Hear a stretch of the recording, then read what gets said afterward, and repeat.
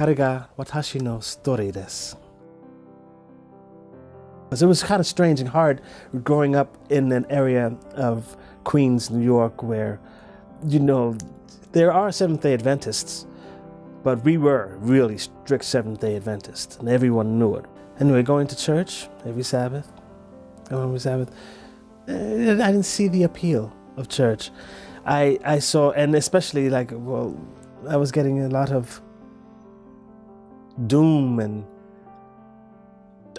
trials and tribulations that are going to come if I do this. It felt more threatening than it felt loving.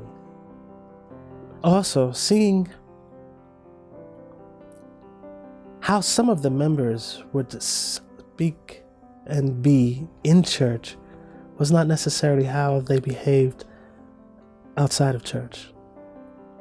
It was confusing for me, and then when I finally had the choice to, when I discovered that I was old enough to leave the church, I bounced. I got out of the church as soon as I could. 15, I ran from the church.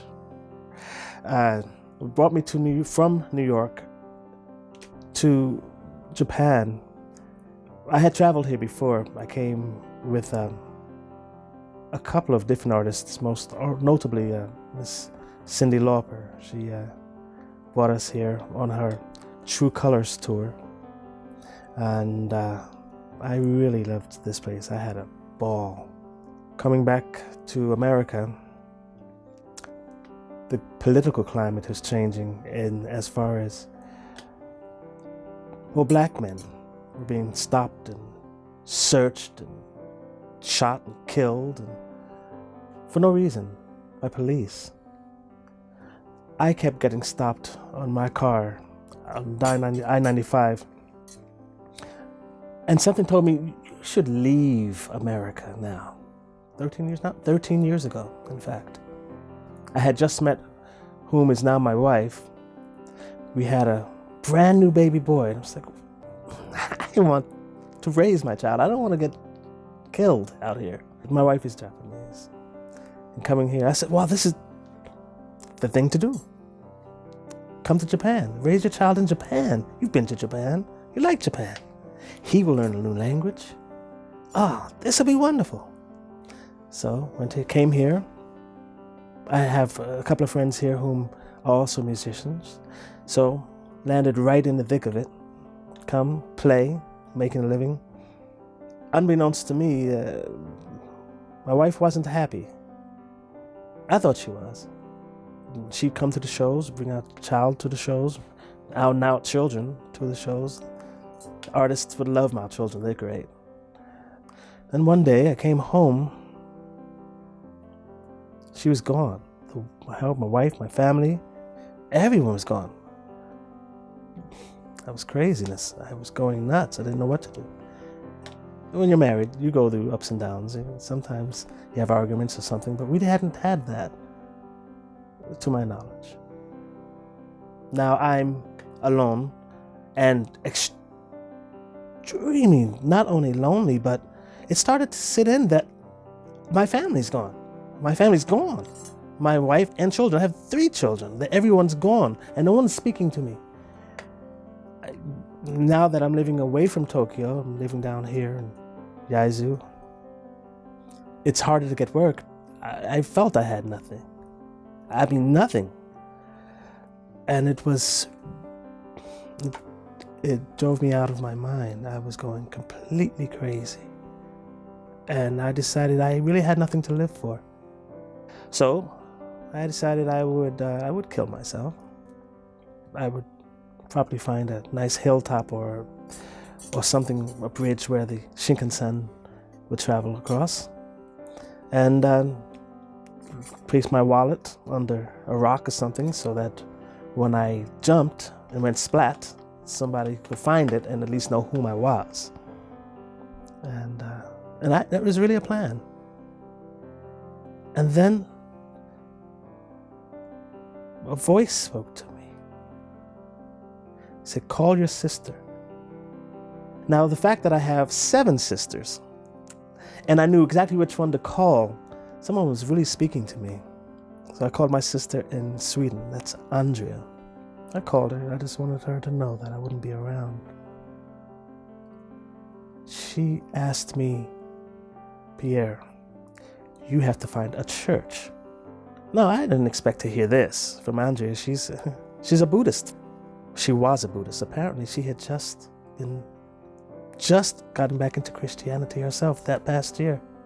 I hadn't known that. But she spoke to me and told me that I needed God in my life and I needed to change and call a church, find a relationship with God. I wasn't trying to hear that. I was ready to go. But I promised her that I would. So I Googled the nearest Seventh-day Adventist church near me.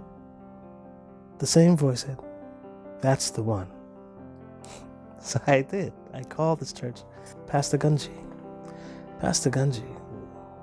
he was great. He still is.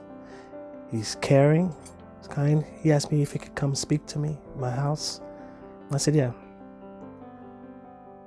He would ask me questions, and I would talk to him and answer. And what he would do is ask me if I would suggest to me if I would read this or check out that in the Bible. I said, I don't even have a Bible.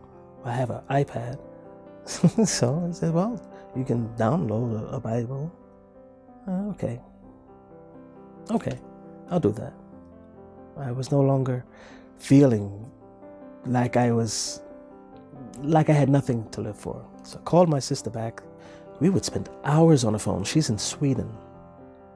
And she asked me also to start looking at certain television shows, AFTV, Amazing Facts Television with Doug Batchelor. And I would watch and listen. And it seemed like every time I would turn that show on, there was a message there for me. He's talking right to me. I would talk some more with Pastor Gunji. And he would call, and I would call him, and he'd come by again. And it just started to grow on me, the word. He started challenging me with reading more passages. And between Pastor Gunji and going back to listening to more AFTV, and then calling my sister, come to find out that the Lord wasn't through with me yet. He just started talking to me. Pastor Gunji says, Pierre, do you think maybe you would like to come to a church this Sabbath? I was like, yes, I think I would like to do that. I just had a good time that first Sabbath here. I really did. I had a very good time. The food was delicious, all vegetarian. Oh man, it was great. Pastor Gunji asked me how I was going, and the congregation caring about me and talking to me and drawing me in, and I'm opening up. I'm sharing things with them that I would never share with anyone. Even my close friends wouldn't know. But there was something about the way they were asking. They weren't judging me. They just wanted to truly care about my well-being. How am I? I didn't experience that before. It was amazing. This I was learning is how Christians are supposed to be. I hadn't realized that. They actually love their brother. How to actually love your brother. Things were started changing. I fell in love with Jesus. He said, come to me, give me your cares, put them all on me. And I did. I was baptized here, right in this very church. This church, as you all might notice, has no baptistry built in. They actually built a baptistry for me. I've changed. I'm a whole new creature, as the Bible says. I can tell.